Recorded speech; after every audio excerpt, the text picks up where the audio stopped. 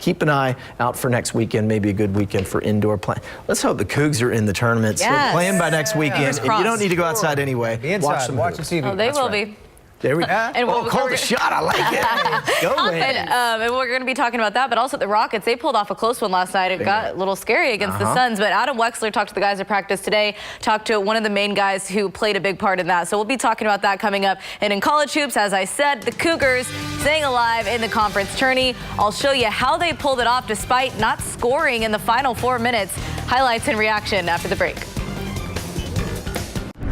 Coach Sampson's Cougars are moving on to the AAC championship game. So tomorrow afternoon, they will face the winner of the Cincinnati-Wichita State game, which is in action right now. And today they proved once again that even with home court advantage, that doesn't help their opponents very much. The Cougs facing the Tigers on their home court in Memphis in the semifinal today. First half here, Dejan Giroux sets up Bryson Grisham for the slam. Houston led by 10 at the half for the third game in a row. Corey Davis Jr. leading the way, scoring, finished with 17. That's his 8th straight with over 15 points. But final 4 minutes, the Tigers go on an 8-0 run, holding Houston scoreless, but it really did get close. The Cougars do hold on to win it 61-58.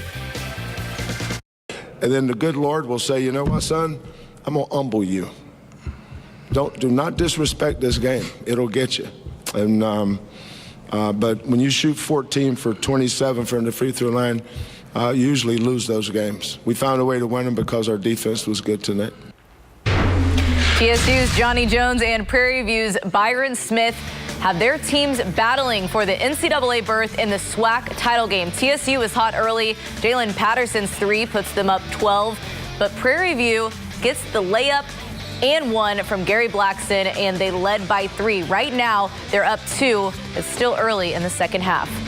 Rice women in the Conference USA Championship game facing MTSU. End of the first quarter, Nancy Mulkey knocks down the jumper. Rice down 19-15, though. Second quarter, Owls continue to trail. Erica Gumike's layup puts them within 3. They keep battling, and by the third, it's a back-and-forth game. Lauren Grigsby hits the 3 to take the lead, and the Owls have an 11-point lead right now with under 2 minutes remaining. The Rockets' 4-game homestand concludes with tomorrow night's game against the T-Wolves. The win last night came thanks to a familiar face assuming a familiar role and flourishing. Adam Wexler has more. The Rockets have had a revolving door of players, both due to injuries and acquisitions. The latest addition, so to speak, coming up large.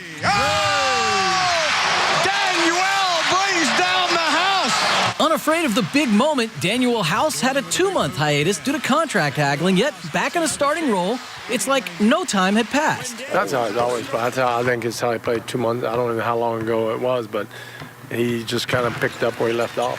He's going to be a big benefit, no doubt. They believe in me, and I'm grateful for the opportunity and a chance to prove myself. So I just wanted to go out there and make sure that I didn't let people down. He brings an athleticism that I don't think we have. You know what I mean? And defensively, offensively, transitioning, he just understands how we play. The Rockets have won 9 of their last 10. Health of the team certainly has been a part of that, but so has an increase in their defensive intensity. You know, we went through a period where we had a lot of new guys, and also the new guys are now getting old guys. And so they're more in tune to what we're doing.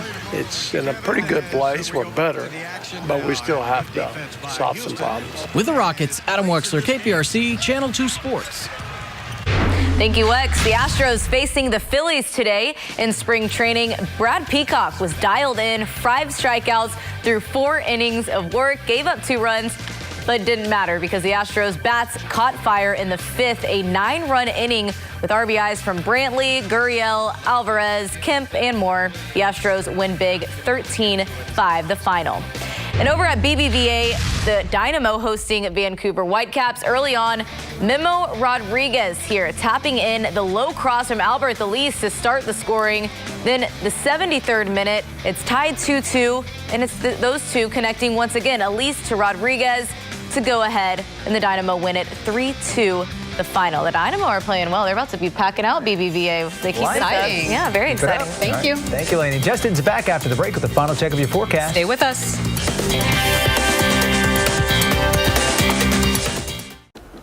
All right, let's wrap it up with some All right, weather. Let's do it. So this evening, a little cool out there if you're headed out and about. Jackets for sure. We'll see the temperatures tomorrow morning starting off in the 40s as well. So again, Tour de Houston should be okay. But I do think we're going to continue to keep that cloud cover around for much of the day tomorrow. I'm going to keep us dry, except for down to the coast. Watch out for that.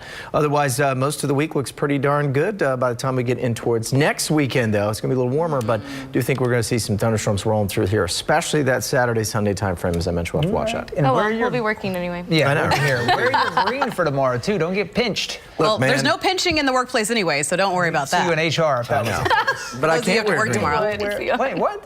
Oh, because the green screen. That's right. Socks, sir. Hello. That's All true. right. Sock That's our game time. here. Thanks for joining us. I'll see you at 10. And 10.